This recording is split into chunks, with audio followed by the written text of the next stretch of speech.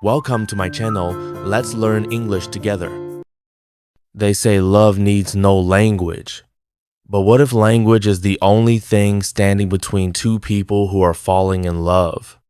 In today's episode, you'll hear the true story of a Korean girl and a French boy who met by accident, fell in love slowly, and tried to build a relationship without speaking the same language. Through their journey, we'll not only follow their emotional ups and downs, but also explore how we express love, misunderstanding, and longing all in English. So let's begin. Part 1. The message that changed everything. Her name was Jisoo. She lived in Seoul, worked at a small publishing company, and spent her evenings reading novels with a cup of tea. Her English was decent, but she had never used it outside of school. His name was Mathieu. He was a photographer from Lyon, France. After quitting his job, he decided to spend 6 months traveling through Asia. He didn't speak a word of Korean. They met on a language exchange app. Jisoo was looking for someone to help her improve her spoken English. Matthew was hoping to learn a bit of Korean for his trip. Neither of them expected much. But then came the first message. Hi, I'm not good at this app, but I want to learn. That's what Jisoo typed, hesitantly. She almost didn't send it, but she did. Matthew replied in slightly broken English, "No problem. I also not good. We can help each other." Simple, awkward, honest. And so it began. Part 2. A language between them. At first, they exchanged short sentences. What is your job? What food do you like? Weather is cold today. Their conversations were slow, filled with grammar mistakes and long pauses. But neither of them minded. They spoke in English not because it was their native language, but because it was the only language they both kind of knew. Over time, their chats became longer. Jisoo sent pictures of the books she was reading. Mathieu replied with photos from his trip, a street market in Vietnam, a misty morning in Chiang Mai, a plate of noodles in Malaysia. One evening, Jisoo asked, "Do you feel lonely when you travel alone?" There was a long pause before Matthew responded. "Yes, sometimes I take photo, but no one to show." That was the first time their conversation felt real. From then on, they talked every day. Part 3. The first video call. After 2 months, Matthew asked, "Can we talk face to face? With camera?"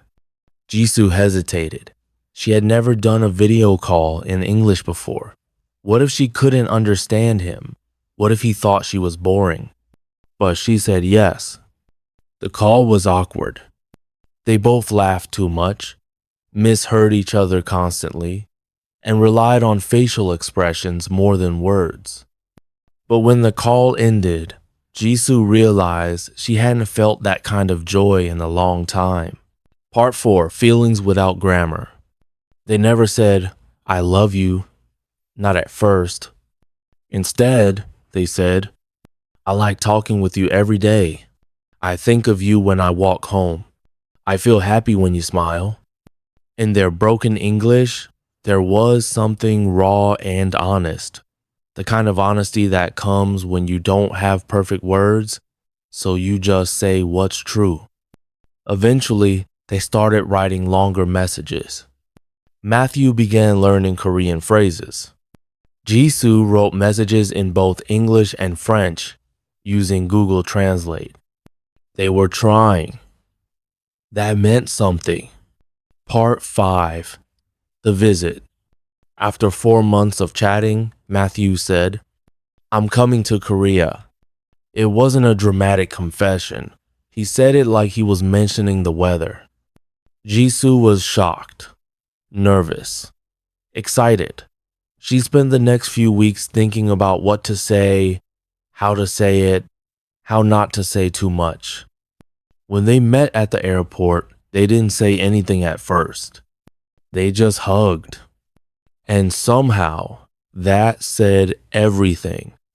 Part 6. Love misunderstood. But not everything was easy.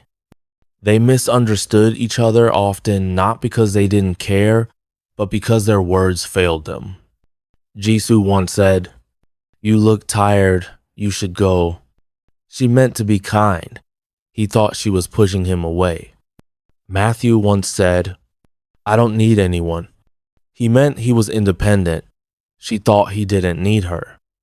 There were tears, silence, frustration.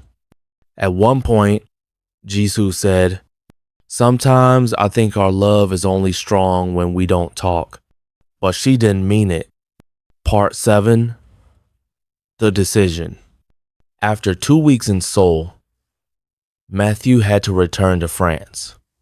They sat in a cafe on the last night, drinking coffee neither of them tasted. "What are we?" Jisoo asked. "I don't know," Matthew said. "But I want to keep learning you."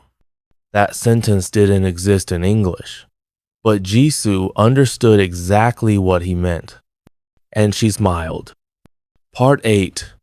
Where they are now. They didn't move in together. They didn't get married, at least not yet. But they still talk, still visit, still learn. Their relationship isn't perfect, but neither is language. And maybe that's the point. English learning recap.